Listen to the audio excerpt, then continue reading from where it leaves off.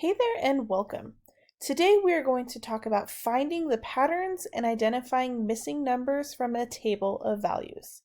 Let's go ahead and get started. So the first thing that we need to do is find the missing numbers, and then afterwards we're going to graph the points. And we're going to make sure that we label. So the first thing that we need to do is look at table A here and see if we can figure out the pattern. So when I do this, I want to make sure that I look at just the X column first, and then just the Y column. I don't want to try to compare X and Y together because that's not going to get me the answer that I need. So if I'm looking at just X, I can see that I've got a 2, a blank, and a 6. And I think that in reality, the most sense would be that that missing number is 4, because then from 2 to 4, I'm adding 2. And from 4 to 6, I'm adding 2, and that's my pattern. Now I'm going to look at Y, and I have 5 and 10, and that is adding 5. And since my two X values, well, I guess my three X values have adding 2 as the same thing, I know that my pattern here is going to be consistent as well, so I'm going to add 5 more to get me 15. So now my table A is filled in. So let's go ahead and try table B. So from -4 to 0, I'm adding 4.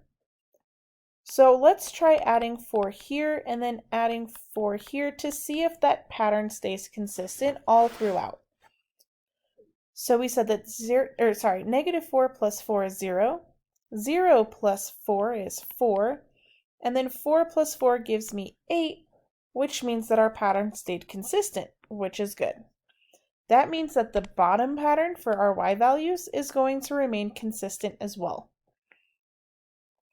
So I have -3, blank, 3, blank, and I don't know what those blanks are. So before I just go into each individual, I'm actually going to look at this big one here and figure out how do I go from -3 to +3. And if you can't figure it out instantly, figure out how do I go from -3 to 0, which is +3, and then 0 to 3, which is +3. So I have 3 plus 3, which gives me +6. Since I know that my pattern on top for my X values is consistent, my Y patterns have to be consistent as well. So I'm actually going to take this 6 and cut it in half to get my individual ordered pair pattern. So here I'm going to say +3, and then +3, and see if that gets me an answer. So -3 plus 3 is 0, 0 plus 3 is 3, and then 3 plus 3 is 6. Let's check to see if those were the correct answers. Look at that, they totally were. So, I went too far.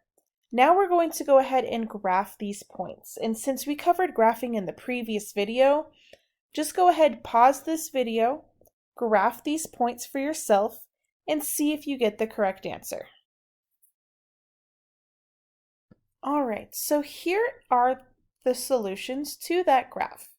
So remember that we labeled our axes, and then we labeled the lines as well so that when we look back at it, we know which line went to which table. So over here, I've got my line A from my points A. Oops. And then over here, I've got my points from line B to match the table for B. All right, let's try another one. This time, I want you to take a moment and try to fill in the blanks for C and D. So go ahead, pause the video, see if you can figure out those blanks. Were you able to figure them out?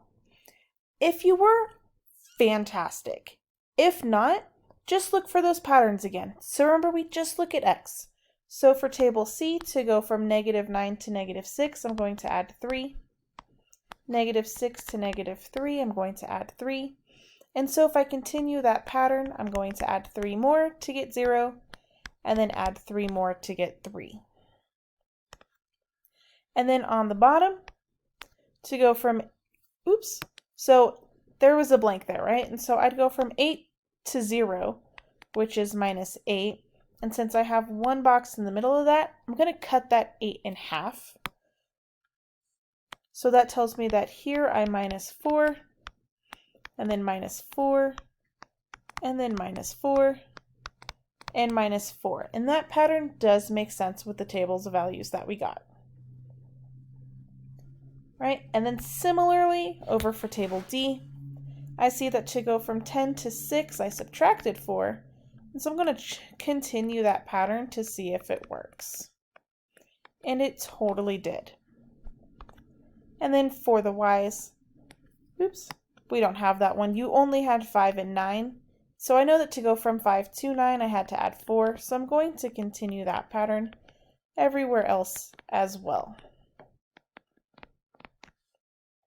So go ahead, take a moment, pause the video, and graph these two lines.